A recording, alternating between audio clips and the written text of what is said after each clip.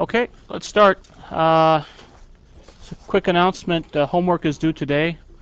We've moved the deadline for the due date for the homeworks to Thursday from now on. I guess that works better with office hours for most of you. The impression I've gotten from you guys coming to office hours is that the homework is taking a long time, more than 10 hours.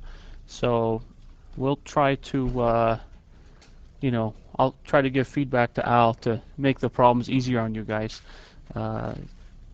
You can blame him for all the hard problems.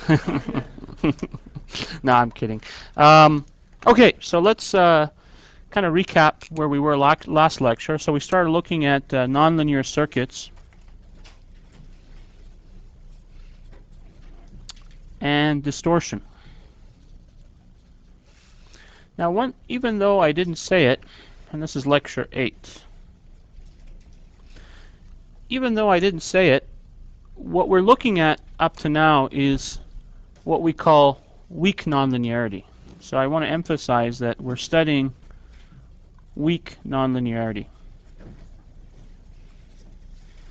Or, if you like, small signal distortion. So the idea is that we're driving the amplifiers with relatively small signals, and we're looking at the distortion products, which up to now for linear circuits we completely ignored, but now we see that there's going to be some small amount of distortion. When there's gross amount of distortion, the analysis, the power series analysis that we do actually doesn't apply. So what this power series analysis lets us do is predict at least when the distortion is going to be so gross that it's going to require more sophisticated analysis.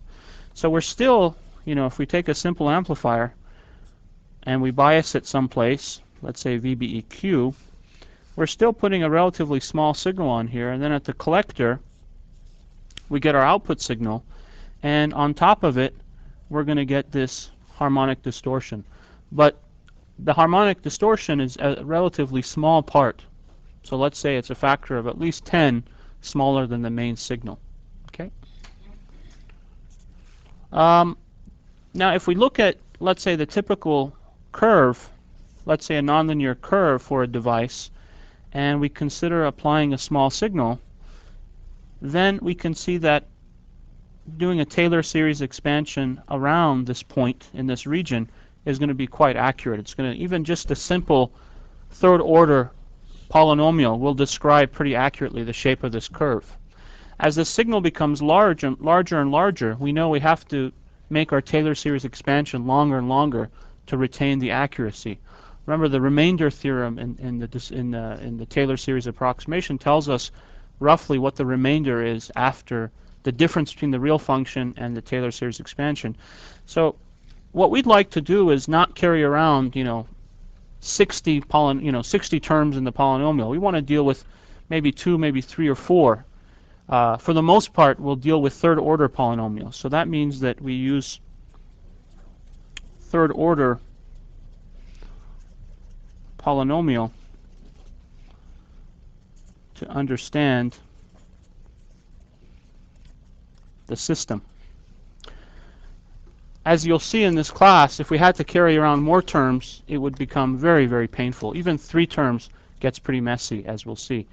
So the goal is to study what's the right word I'm looking for? Basically, we're still studying small signal circuits, but we're just expanding our viewpoint to understand how small signal circuits generate distortion.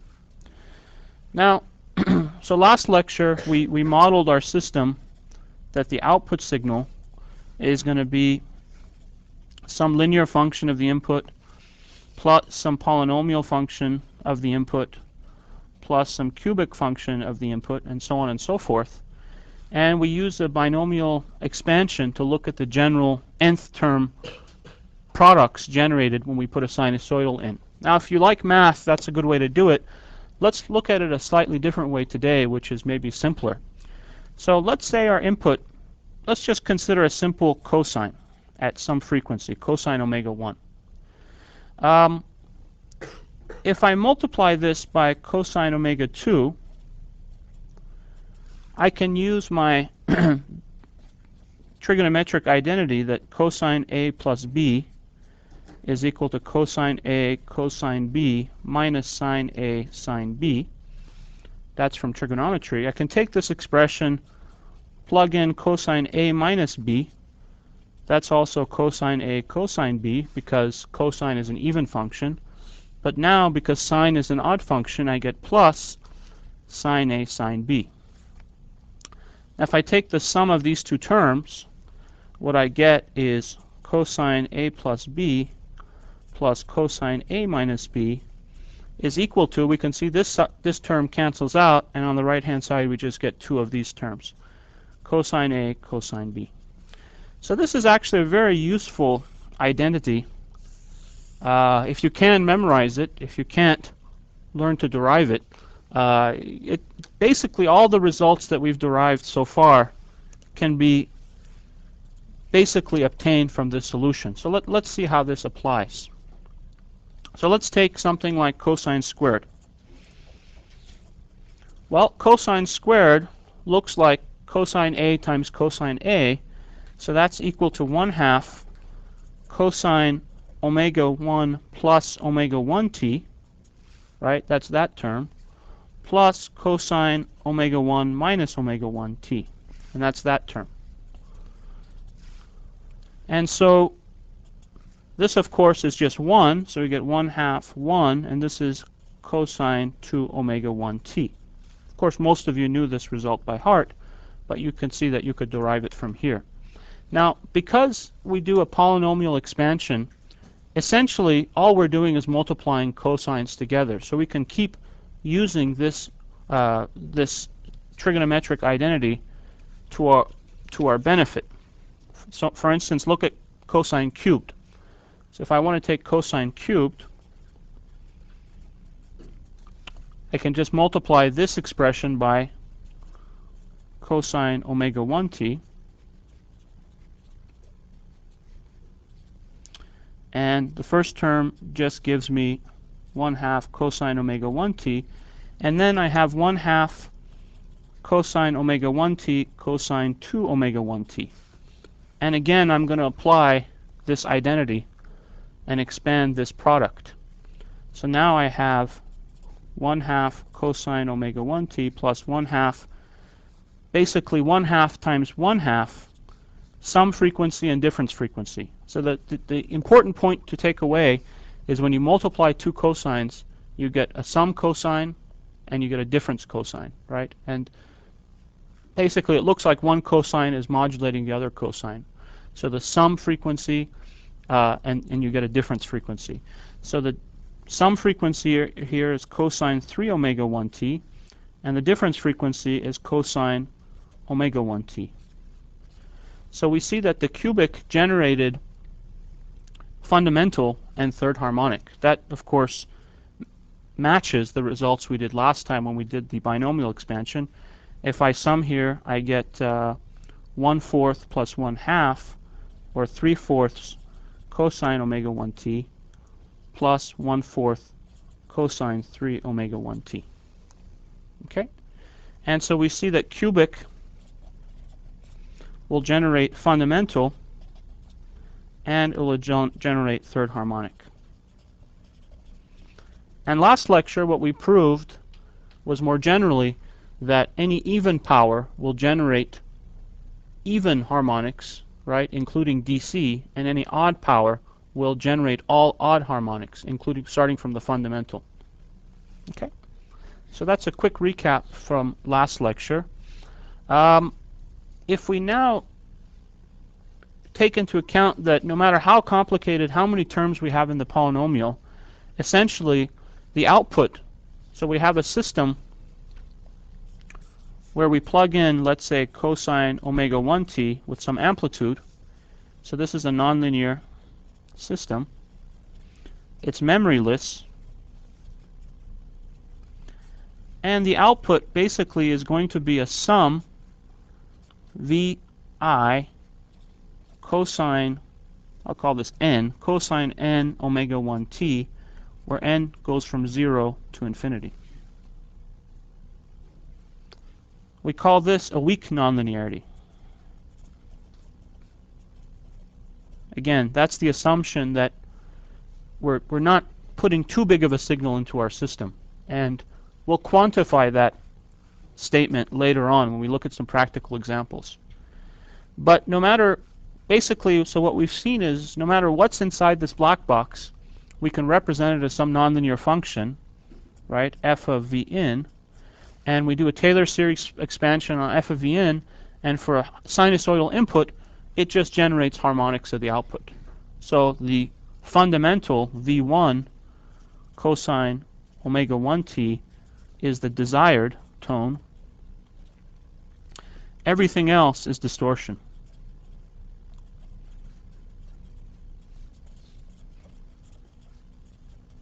Okay.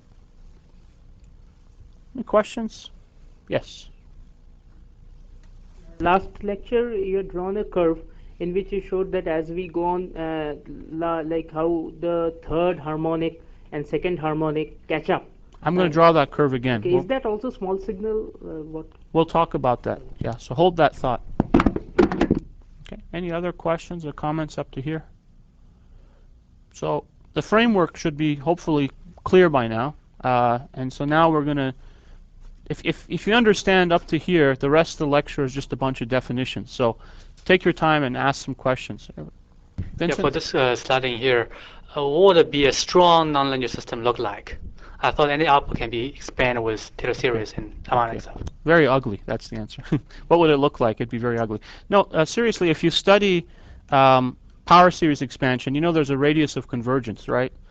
And basically, if you want a certain error in the Taylor series expansion, then the radius will become smaller and smaller. So not every function has a Taylor series expansion to begin with.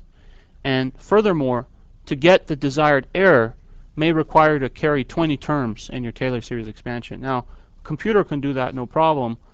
I have trouble doing 3 terms actually, so doing even 5 would be very painful to me. Okay? Any other questions? Okay, so let's draw that picture from last lecture. I have to be careful how I draw this picture, otherwise it turns out funny.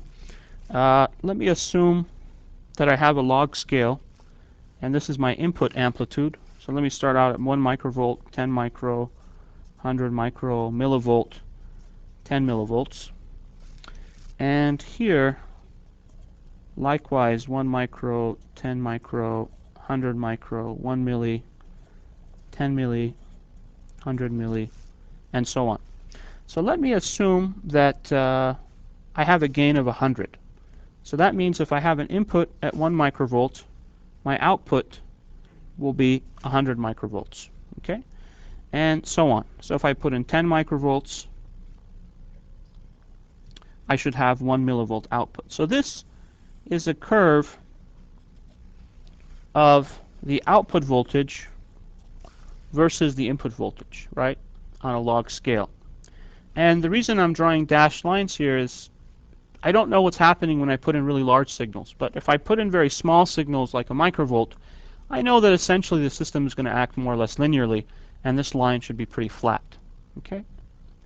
Now, let's draw the same curve for second order. Let's say that when I put in 1 microvolt, the output from the second order is also 1 microvolt. Let me put it here. Okay? So that means that, well, that's actually not so good. Let me put it here.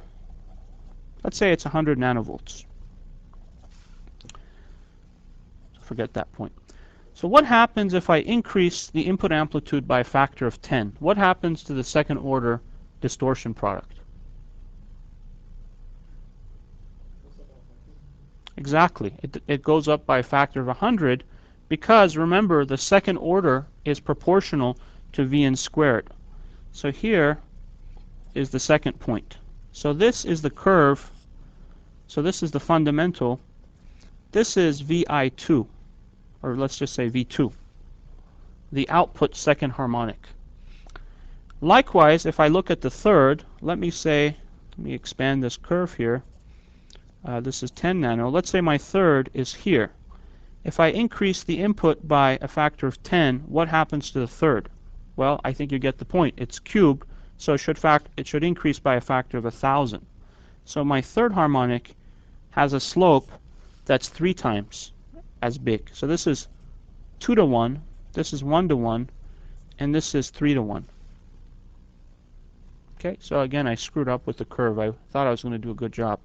So we'll have to use my pre-drawn curve. Okay, let's zoom in on this guy here.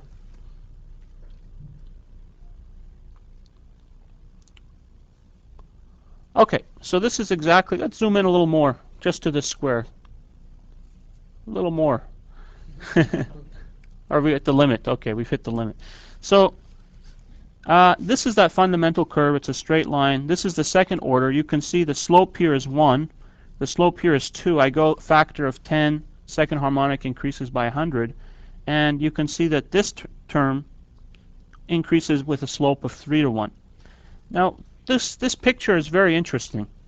First of all, if I keep plotting the fundamental, eventually I get this deviation from linear.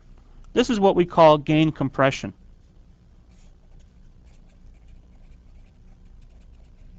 Why does this happen?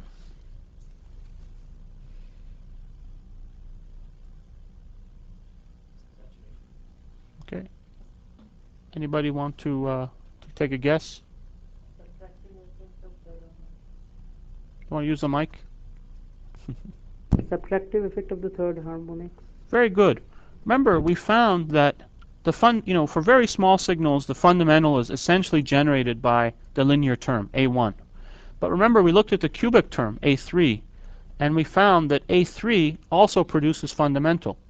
In fact, what we showed was any odd power will produce fundamental. And depending on the sign of A3, A5, A7, and so on and so forth, that might be subtractive. And so here, I'm assuming that it is subtractive, and so it's compressing the gain. So the gain's going down for large signal input. Okay? Same thing happens here. You can see the second order follows this 2 to 1 curve. That's when the second power is dominating the second harmonic. But when the fourth order term comes in, right, the slope should change to 4 to 1. The sixth order comes in, the slope should change to 6 to 1. So we see the slope going way up here. Likewise for the cubic term. So the region where we say this system is weakly nonlinear is to the left here.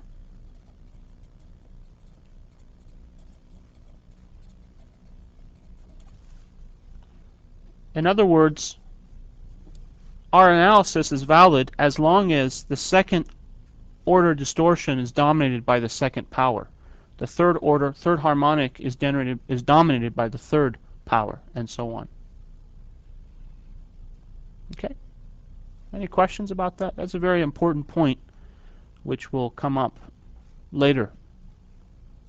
Does the curves necessarily go up, or? Good point. Not necessarily, but physically, eventually we know that this curve, for instance, for the fundamental, should compress. Because remember, eventually the output has to saturate.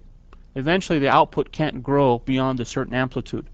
So in this case, let's say, this is a pretty wimpy amplifier if it compresses with, 1 millivolt.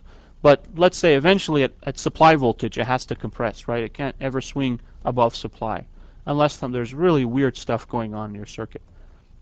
Okay? Don't want to make a general statement, but for most circuits, you're going to compress eventually. Okay? Good questions. Any other questions or comments about this?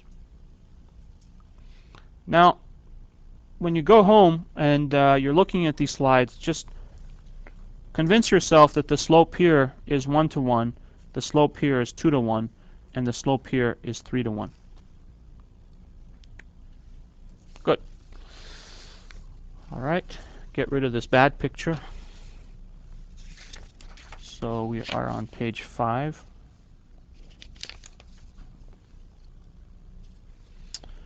All right, so now let's talk about some distortion metrics.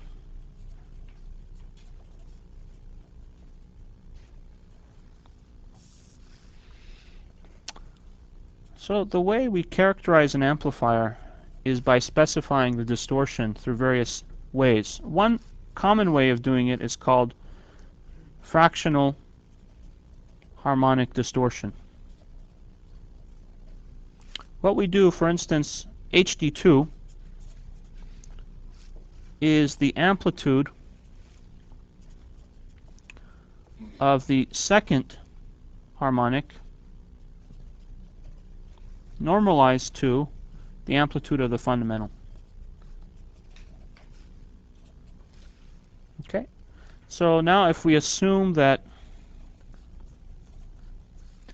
A2S input squared dominates the second harmonic, in other words, A2 cosine omega 1 t squared, which is equal to 1/2 A2 1 plus cosine 2 omega 1. If this dominates, then we can see that HD2 is simply 1/2 A2 amplitude of the signal. Let's say that the input is S1 cosine omega t, so S1 is just the amplitude. So I get S1 squared divided by the fundamental at the output, which is just A1 times S1. In other words, the second harmonic is 1/2 A2 over A1 times S1. Okay? Any questions about that? Why should the second harmonic be of concern if it does not generate any in-band frequency Okay. component? The second harmonic is of concern because, first of all, it's generating distortion in someone else's band, right? Might not be your band, but someone else exists at second harmonic. Secondly, because it generates DC, and that DC is actually going to compete with your signal. If you have a low IF or ZRIF system, then that DC is going to corrupt your signal. So it is, in fact, very important. But very good question.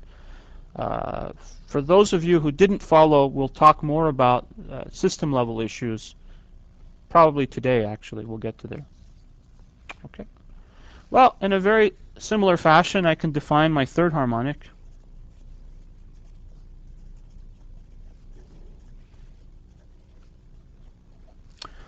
Also, a second answer to your question is, this analysis not only applies to RF amplifiers, but also every kind of amplifier. So for instance, let's say you have a cable TV amplifier, a video amplifier. Well, there's very likely, if you're watching 100 megahertz, there's going to be another channel at 200 megahertz someone's watching. So again, second harmonic matters. You might be dealing with an ultra-wideband system where second harmonic falls in band. Or something as simple as an audio amplifier, right? If the musician intended you to hear 5 kilohertz and you're outputting 10 kilohertz, again, it's not a very nice thing to do. All right. So third harmonic, HD3, is again the amplitude of third normalized by the amplitude of the fundamental. Okay? And last lecture we found that the amplitude of the third, actually we just redid it at the beginning of the lecture, is A3 S1 squared divided by 4. And again, the amplitude of the fundamental for weakly nonlinear systems is just A1 S1. And so the HD3 is A3 over A1 S input squared 1/4. Yes, thank you. Good catch.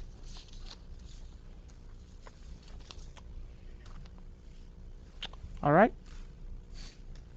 Now I can also rewrite these in terms of the output. So the output, S1 is the input. The output is A1 times S1. So I can write HD2 also in terms of the output signal. So in that case, I have A2 over A1, and I can just substitute SOM over A1. And so I get 1/2 A2 over A1 squared SOM. And if I substitute into HD3, I get 1/4 A3 over A1 cubed SOM squared. Okay? Questions or comments about HD2, HD3? Now, if you have an old-fashioned radio in your house or maybe an amplifier, go open up the cabinet and look at the technical specs. A lot of times they'll tell you the specifications for harmonic distortion. In fact, more than likely, if it's an audio system, they'll tell you the total harmonic distortion. So let's look at why the total harmonic distortion is significant. So let's start out with the signal power. So our output signal is basically a Fourier series. We put in a sinusoidal input, and output we have basically some signal at the same frequency plus all the harmonics. Now remember, a linear system cannot generate output frequencies that are not in the input frequency, a linear time invariant system. So you need a nonlinear system to make this happen. Okay? Now, by Parseval's theorem, we know that for a periodic signal, if we want to calculate its power, let's say over one cycle, we basically can take the sum of the magnitude squared. So I could sum, well, actually I guess I did this a little bit more messy than I'm just going to derive real quick Parseval's theorem. So if I take v squared, I'm just going to substitute what v is here. So this is VOK times cosine k omega 1t dt. And I use j and k so I can distinguish them from each other. And I can, since hopefully there are no mathematicians in the room, I can just change the order of summation and integration without upsetting anybody.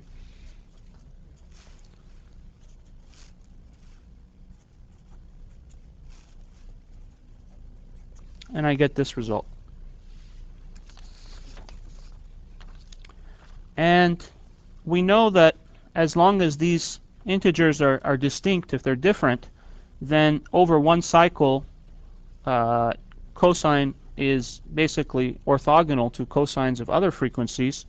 So this simplifies to sum over jk 1/2 delta jk, this is the Kronecker delta function, Voj, Vok, and of course that means the double sum breaks down into a single sum, 1/2 j Voj squared. Okay, so that is Parseval's theorem.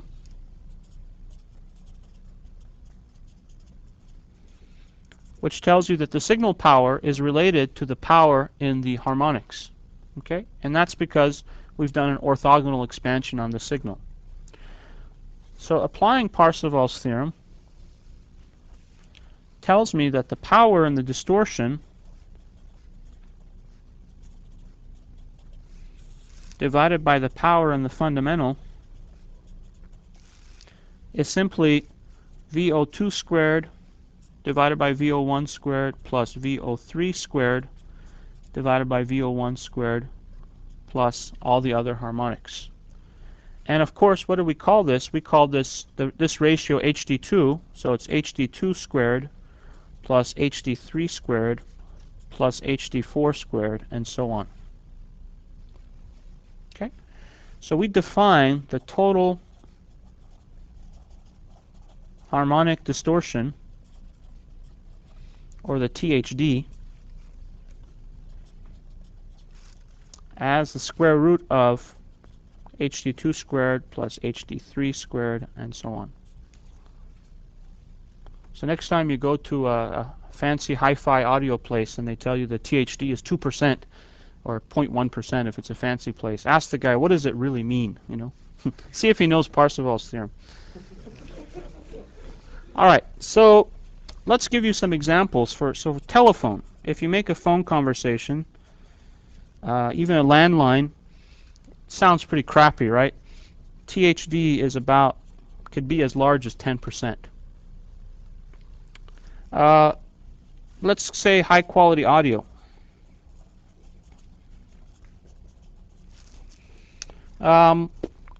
Anywhere from 1% to, if you pay a lot of money, if you're really stupid, as little fraction of a percent as you want.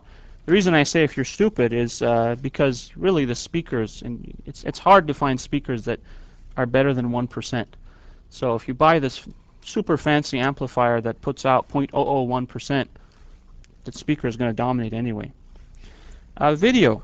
Turns out that even though our eyes are pretty sophisticated, they're pretty forgiving to distortion. So you would have no trouble watching video with 5% THD. Unfortunately, our webcast has about 50% THD. If you're looking at, let's say, analog repeaters,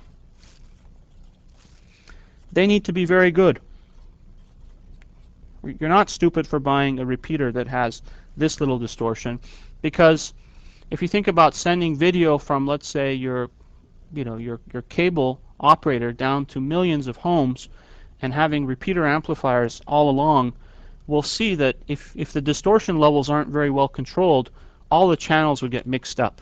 We'll see that actually. So you'd be watching channel 5, but you'd see a ghost of channel 6. So it's very important to keep these levels down. In fact, in RF systems, similar things happen. So for RF amplifiers, we also need very good performance, again, on the order of 0.1% THD. Okay. Any questions about harmonic distortion? All right. So harmonic distortion. Well, yes.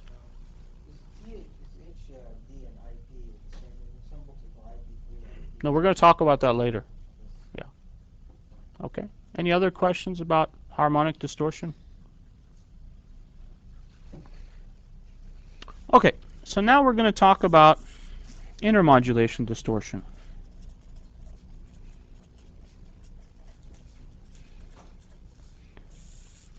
Okay.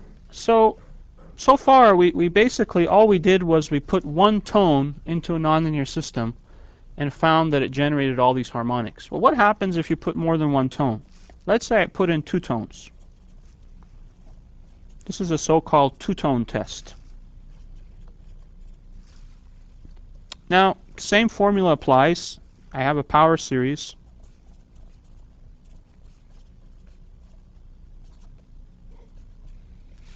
And I'm going to look to see what each term does. Let's look at the second power.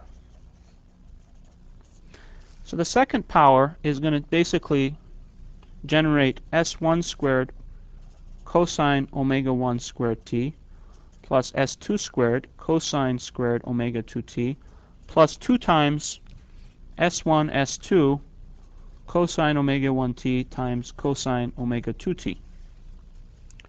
Now these first 2 terms we've already seen. This will generate dc plus 2 omega 1. That's the second harmonic. This will also generate dc plus 2 omega 2. The interesting term here is this term. This is a mixing product. And this is something new that we didn't see before when we just put in one tone. What we see is that I take the product of these two, and again, applying what we learned before, product of 2 cosines gives us the sum cosine and a difference cosine. So the output, the mixing product, we call this the second order intermodulation term. And I have 2 S1 S2 times 1/2. Actually, I don't, yeah, these cancel out. So 1/2 cosine omega 1 minus omega 2t plus cosine omega 1 plus omega 2t. Okay. So this is totally new. We see that if I draw a picture, let's say this is DC, this is omega 1, let's say this is omega 2. I put in two tones, let's say, at these frequencies, and I'll generate 2 omega 1 and 2 omega 2. These are the second harmonics. I generate DC. But then you can see that there's this difference frequency. I generate that here. This is omega 1 minus omega 2.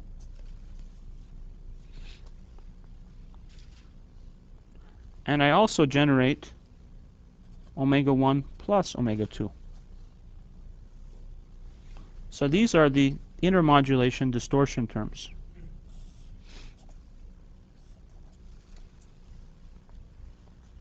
Okay? Questions?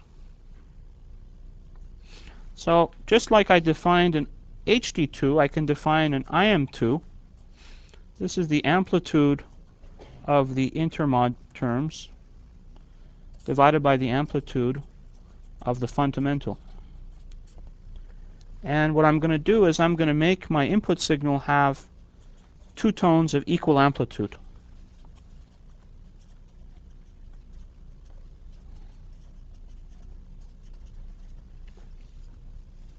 Okay? And if I just plug in these two tones, if I plug in to IM2, I can see that I generate S input squared times A2. So IM2 is simply A2 S input squared times A1 S input, which is just A2 over A1 times S input. And incidentally, this is the same formula that we derived for HD2 with a scaling factor. So IM2 is 2 times larger than HD2. In other words, it's HD2 plus 6 dB on a log scale. Okay? Questions or comments about this? What's the difference between omega 1 and omega 2 usually? Okay, so the question is, what's the difference between omega 1 and omega 2? It can be anything, right? This holds arbitrarily. So it could be two tones very close together, it could be two tones very far away from each other. Regardless, they'll generate intermodulation terms. So can you assume that the FFR behaves about the same for both frequencies? That's a very good question. Remember, this is a memoryless system. So the key assumption, so in answer to your question, is we assume a memoryless system. Now, by definition, a memoryless system means that there is no frequency response. It's flat. Now, you might say that's a really, really gross approximation. But what we're doing is we're separating our system into, let's say, filtering, and then nonlinearity, and then maybe filtering. So if we do have an LC tank at the input, at the output, we would actually apply it before and afterwards. Okay, that's a great observation. Anything else? Anyone else? All right, so what are some of the practical effects of IM2?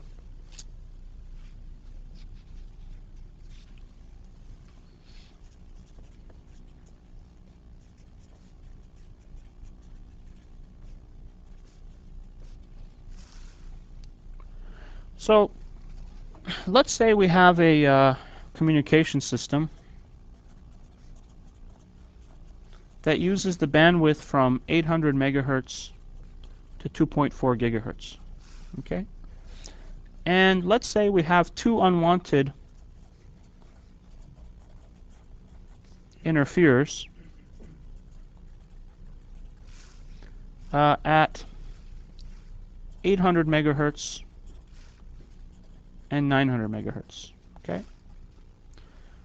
Then we know that when these two things interact with the second order nonlinearity, we generate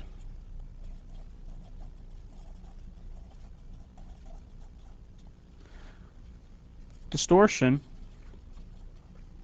at 100 megahertz and 1.7 gigahertz. And both of these, so this term, the higher order intermodulation, happens to fall in band. So if there were another channel at 1.7 gigahertz, it would have to compete with this distortion term.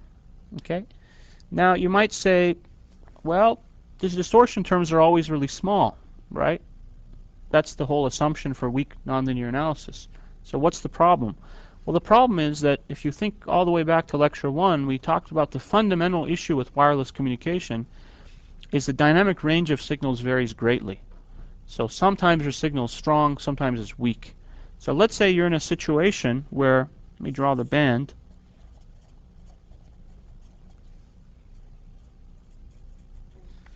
where your signal at 1.7 gigahertz, is say here, is very weak. And let's say that the people transmitting on 800 and 900 megahertz have very strong signals, right? Much bigger than your signal. So they're going to generate distortion that's going to fall in band. And even though that distortion is small compared to their magnitude, it can be large compared to your magnitude. So this could completely swamp out your signal. So our signal is swamped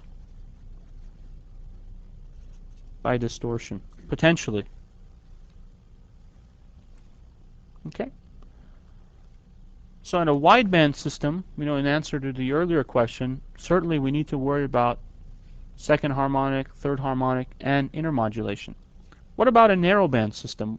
One solution would be, okay, if you have a narrowband system, then both the difference frequency and the sum frequency are always going to be out of band. But it turns out that there are certain situations, like a low IF receiver,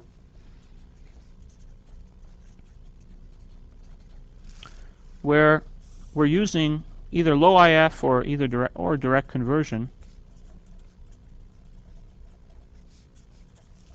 where the IF frequency or the intermediate frequency is low frequency. Remember, in a communication system, what we do is we take our RF signal, let's say off the antenna or off the cable, we filter it, we amplify it, and then we mix it down using a local oscillator to some IF frequency or intermediate frequency, where we perform filtering on it, very sharp filtering. And then we digitize the signal. Okay? So in this system, even though we have a very narrowband input, our IF could be really low frequency. So let's say our IF is DC. Let's say we have a direct conversion receiver. In that case, because IM2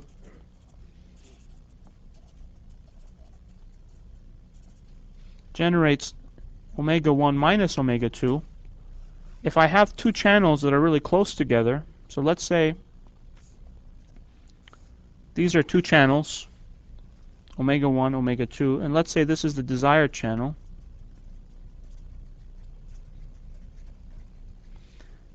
And let's say that this is my IF. So my system tries to convert the desired channel to the IF, but because my system has some second order distortion, maybe in this LNA, maybe in this mixer, it will generate distortion that will compete with my signal and possibly make it impossible to communicate. All right? So even narrowband systems are not immune to second order distortion. Any questions about that? It used to be that people didn't worry too much about IM2 in communication systems because communication systems used a relatively high IF frequency. And so you basically could AC couple and get rid of the DC offset, and that wouldn't be an issue. Nowadays, it turns out that these kinds of architectures with low IF are much simpler to integrate. So either direct conversion or low IF, and they require minimal filtering. So for these systems, which are increasingly popular today, especially for things like CDMA, wideband CDMA, this IM2 problem is a very serious problem. Okay. Now remember last lecture, what did we say about odd order functions? Kevin?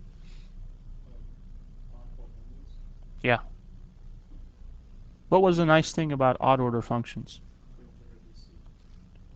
They don't generate They don't generate DC. any even order distortion terms, right? So if there's no even order distortion, we wouldn't generate any intermodulation. So in an ideal world, if we made all these signals differential, we wouldn't have to worry about IM2. Is that true?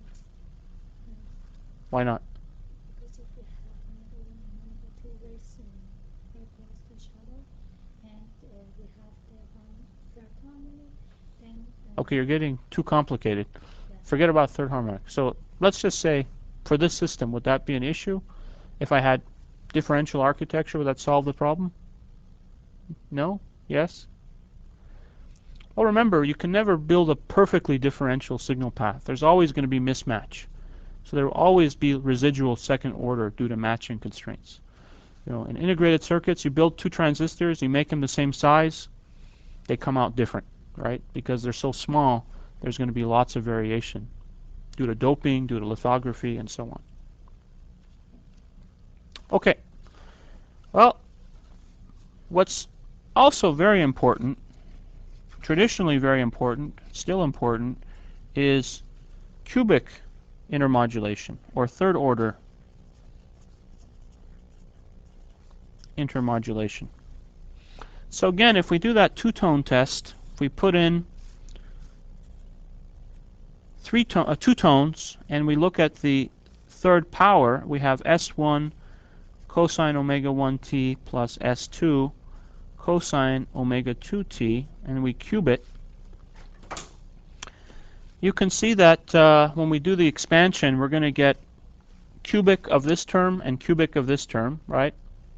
Those terms we've already dealt with. That will give us fundamental and third harmonic. So we'll get 3 omega 1 and we'll get 3 omega 2. So we'll generate 3 omega 1, 3 omega 2, omega 2, right? What about the cross terms? Well, one cross term is this squared times this.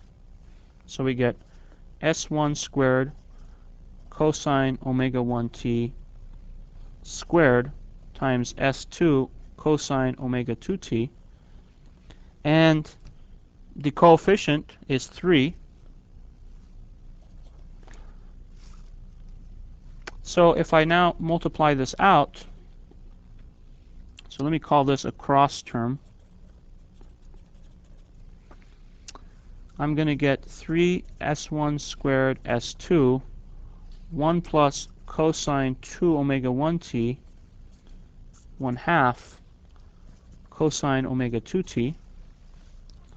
And if I multiply this out again, I get 3/2 s1 squared s2 cosine omega 2t plus 1/2 cosine some frequency 2 omega 1 plus omega 2t plus cosine 2 omega 1 minus omega 2t.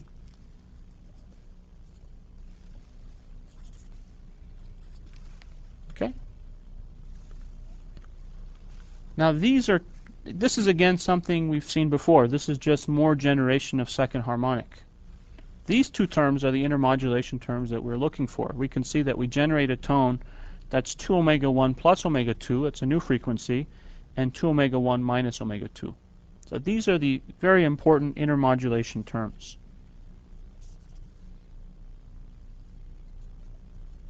Just say, yes, that's what we're looking for. So we can see that the third order intermodulation terms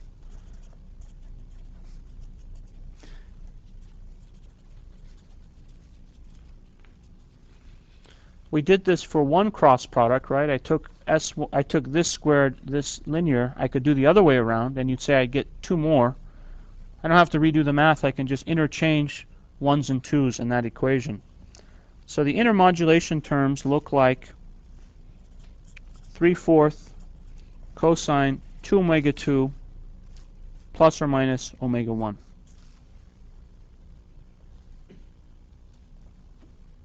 Okay?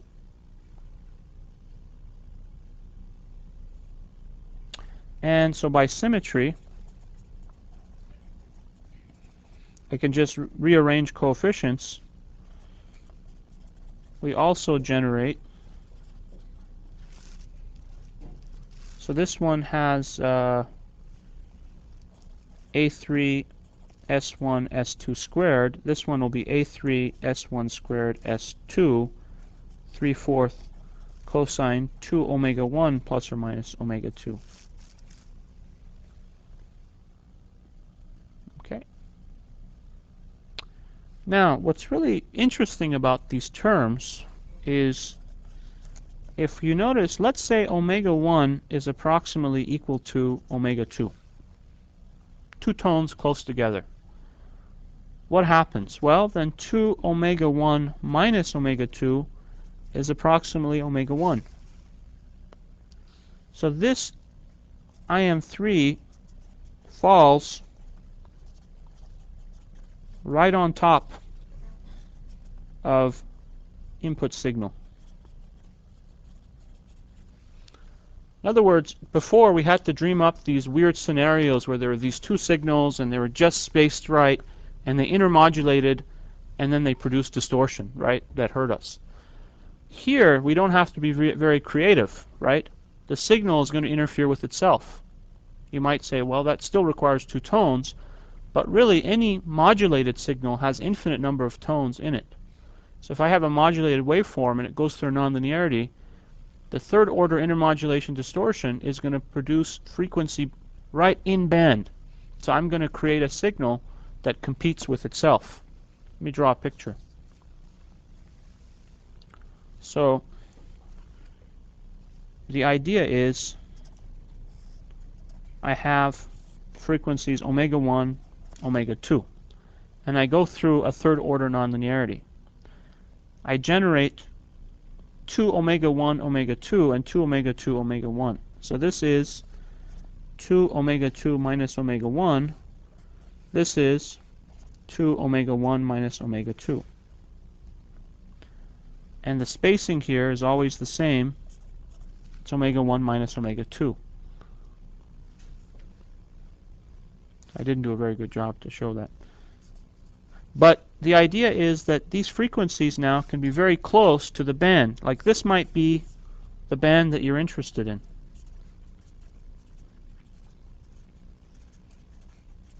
And these two tones could represent two modulation components, right? I mean, let's think of a very idealized scenario. Let's say these two tones correspond to two people singing a pure tone, right? Two opera singers producing two tones. The harmonics are out of band, but now this nonlinearity produces two more tones. So we have these two baby opera singers who weren't supposed to be there. And they fall in band. That's the key point. All the other distortion, we could imagine a scenario where we filter them out. So for instance, I know that I'm also going to produce omega 2 minus omega 1, right? And I'm also going to produce omega 1 plus omega 2 due to second harmonic. But look, I could put a filter here and get rid of these terms. I can't filter out these terms because they're in band. Okay, question? Yeah, but here we don't have the problem that the signals causing the intermodulation are much stronger or can be much stronger than the signal itself. That's a good point. That's a very good point. Now there's two scenarios where this still does matter. One is in power amplifiers,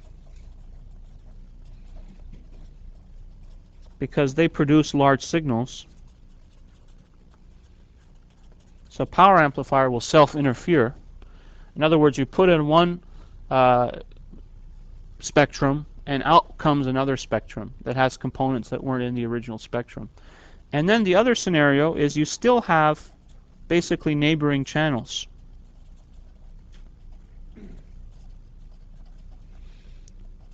In most communication systems, you break up your band into, even a narrowband communication system, you'd break up your spectrum into multiple channels, right? Let's say you had a megahertz and you broke it up into 10 100 kilohertz channels. Okay, so let's do a very simple example. Let's say this is 1 gigahertz and this is 1 gigahertz plus 1 megahertz. So an extremely narrowband system. and I divide this into, let's say, 10 channels, each 100 kilohertz. Now, 100 kilohertz is a good enough bandwidth to carry voice, even FM modulated voice. So that seems very reasonable. Except, you say this is very narrow band, so if I have 2 channels here, 2 people talking, second order distortion is going to fall way out of band, right? But their IM distortion is going to fall into channel 0 and into channel 3. And if you happen to be on channel 03, you're going to get hit. Okay? Good question. Okay, so we see that IM3 is very important. So let's define it. IM3 is defined just in the same way that we defined IM2. It's the amplitude of the third divided by the amplitude of the fundamental. And we do all the math, and it's simply 3/4 A3 over A1 S input squared. And if you look back at the expression for HD3, you can see that IM3 is 3 times larger than HD3, or approximately 10 dB larger than HD3. All right, any questions? Comments? Okay, so let's look at the complete two-tone response. So here is a picture that we zoom in on. Can we get max zoom? Someone knock on the window. Can we get the max zoom on this picture? Thank you. All right, so it's a little grainy. But you can see these are the 2 tones we put in. And then you can see that I'm going to get second harmonic, I'm going to get third harmonic. Then I get second order intermodulation here and here. I get third order intermodulation right next door. I get fifth intermodulation right next door. I get seventh intermodulation right next door. And what you find is, if you do the detailed analysis, is that if you have an nth order power, then you get frequency components j omega 1 plus or minus k omega 2, where j plus k add up to n. So for instance, for second order, you can see this equation tells you that you get omega 1 plus omega 2 and omega 1 minus omega 2.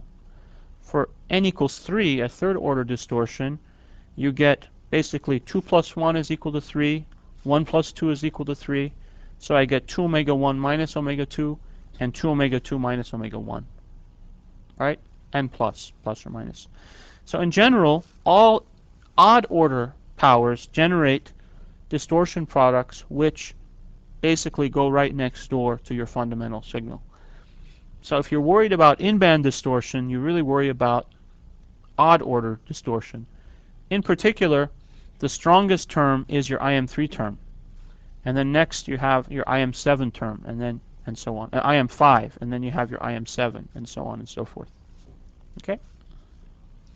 So it's interesting. If I encourage you guys to go and look on the spectrum analyzer. Take a nice innocent looking amplifier, put 2 tones in it, and look at the output spectrum, and you'll see something like this. And no matter how small you make the signals, there always will be this distortion present. It's just usually so small that it's below the noise floor. You don't notice it. But if you turn them up, if you turn up the signals, eventually they'll creep up above the noise floor and they'll start hurting you. Okay? Questions?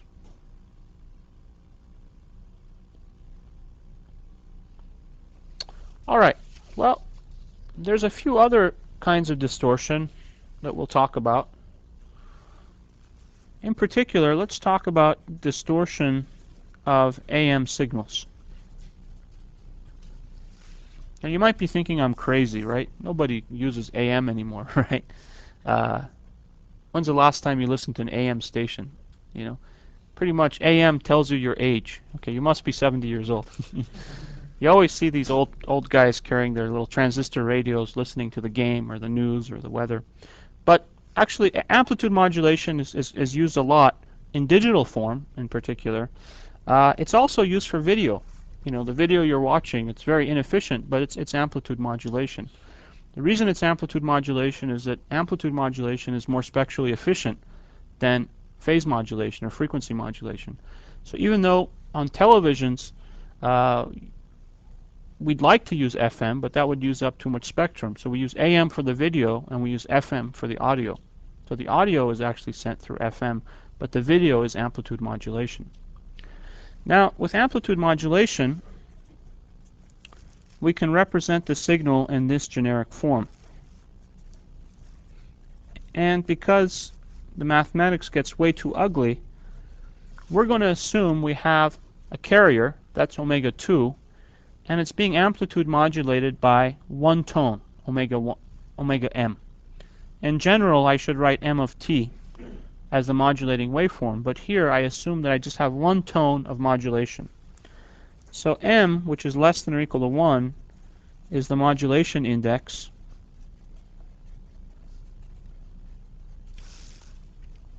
And so I can expand this product out using cosine 1 times cosine 2, which is sum and difference cosines, and I get basically three terms: m over 2 cosine omega 2 minus omega mt plus m over 2 cosine omega 2 plus omega mt. So this is the carrier.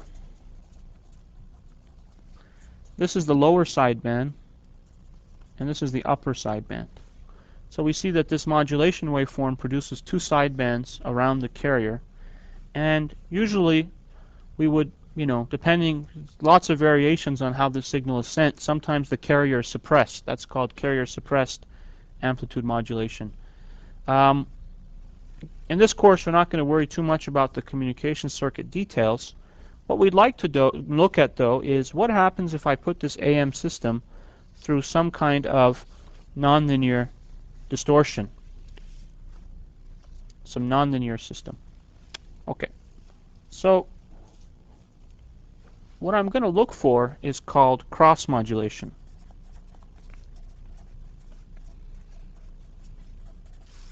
And the idea of cross modulation is maybe somehow, of course this was observed experimentally, but what happens is, I can just describe it experimentally, you have two channels. They're both amplitude modulated.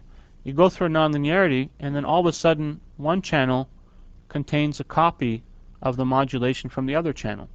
So even if there were no modulation on another channel, all of a sudden the video, let's say, gets transferred to the other channel. Well, that's really annoying. You're watching your soccer game, and all of a sudden you see someone dancing in front of you. Even if it's faint, you only want to see soccer players dancing. So what we're going to see is, let's say we have this wanted signal, and we assume it's blank, but somehow or another we're going to see a modulation, cosine omega 1, appear at the second frequency.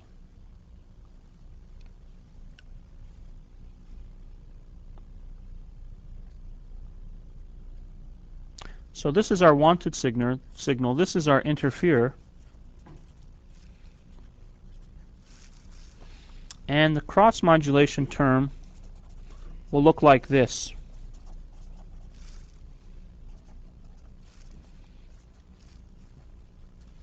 In other words, this unmodulated waveform at omega 1 gets modulated through the nonlinearity and appears as a modulated waveform cosine omega 1t. Okay? So we haven't shown how this happens. We're going to do that now. So what we do is we take the output signal as A1 linear term. We know the linear term obviously won't produce cross modulation. Second power, third power, and so on. And we do all the ugly math, and we find that the second term does not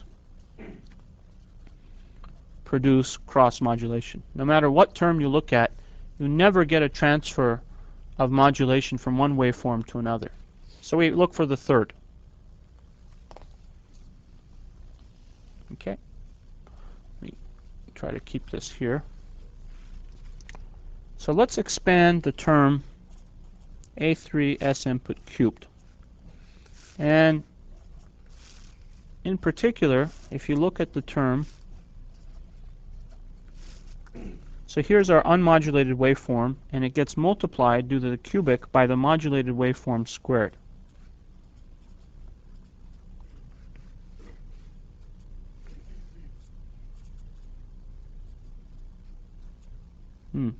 Sorry about the ugliness here.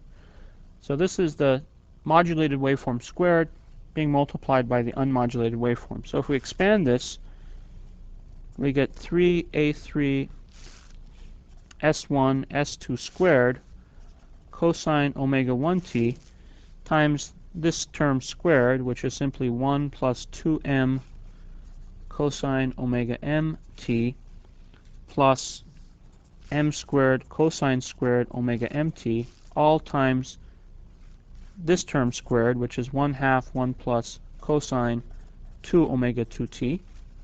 Okay? And so now we're going to group the relevant terms, and we'll see a1 s1 1 plus 3 a3 over a1 s2 squared cosine omega mt times cosine omega 1t. Okay, so looking out here, we can see that I have this fundamental being multiplied by 1 plus this modulation term. So I'm going to multiply this out by this, and you can see that what I'm looking for here is in the product, when I multiply everything out, I should just have a term at cosine omega t. So this term times this term does the trick, right? And when I expand out this term, I'll get one term that gives me another term. So that's where the 3 comes from. So again, the math is ugly. I'm kind of hand-waving it away. But the interesting thing is that we see cross-modulation happening much more clearly in the notes if you spend some time. So we have the transferred modulation index divided by the incoming modulation index. And so that means that cross-modulation is proportional to A3 over A1 S2 squared. It's just this term here, which turns out to be 4 times larger than IM3. Or it's in dB IM3 plus 12 dB. Okay. Now this sounds very complicated, but a picture is worth 1,000 words here. So let's look at the picture. This is a simple picture. I have an unmodulated waveform coming in. It goes into a nonlinear system. Some other signal is being modulated, and yet at the output, at frequency omega 1, I see amplitude modulation. So this is why we call it the transfer or the cross modulation, because this signal was not supposed to be modulated. Again, this is the channel showing the soccer, and these wiggles are somebody dancing on the screen. So that's what we don't want to happen. Okay? Any questions about cross modulation?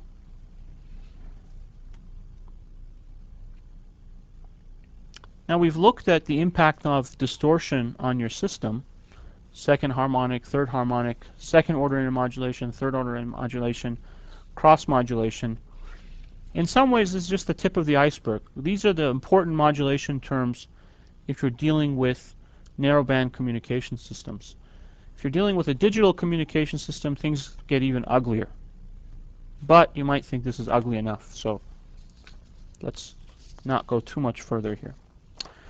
Okay, so now let's do an example. You know, we've done lots of math, and maybe you're lost. So it's always good to come back to something practical.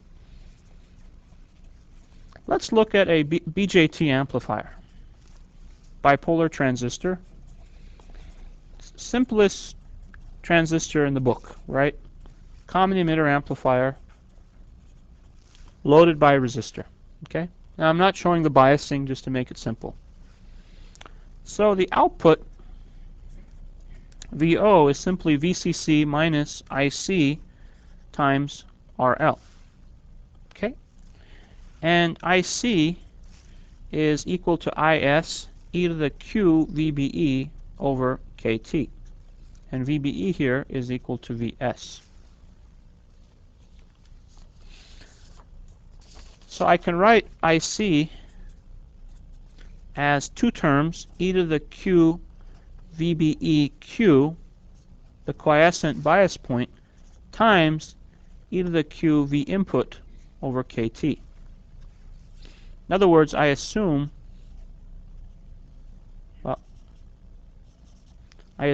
that the input VBE is some DC value, which is the quiescent operating point, plus some small signal.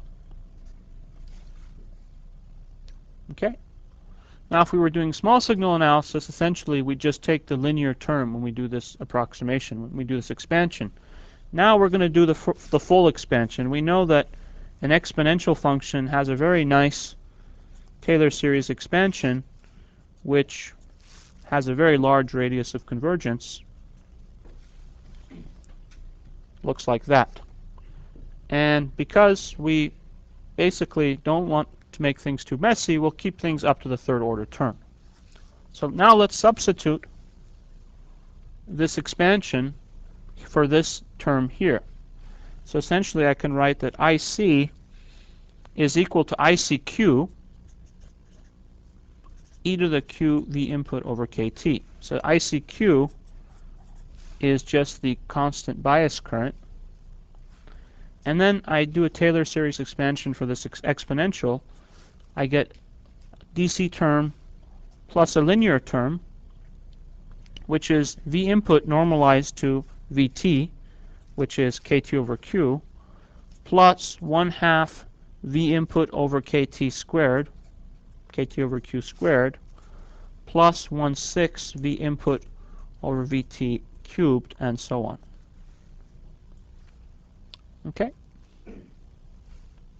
So now the signal current is the output current minus the bias current. So the signal output simply looks like ICQ over VT times the input plus this term, 1/2 Q over KT squared ICQ V input squared plus, I'm just expanding these terms, 1/6 Q over KT cubed ICQ V input cubed, and so on. All right? Now what is this term? Look familiar?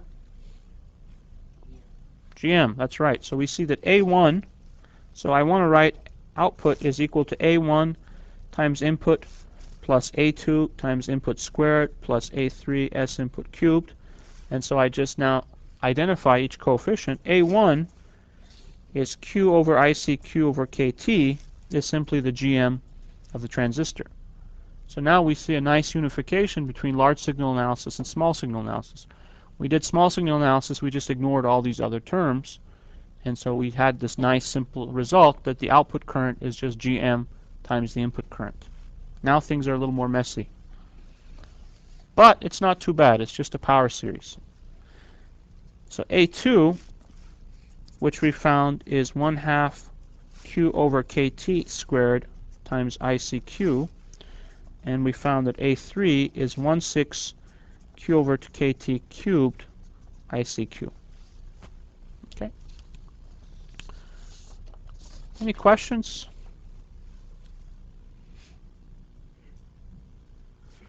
Well, this is a pretty powerful result. What we've shown is that for any BJT in common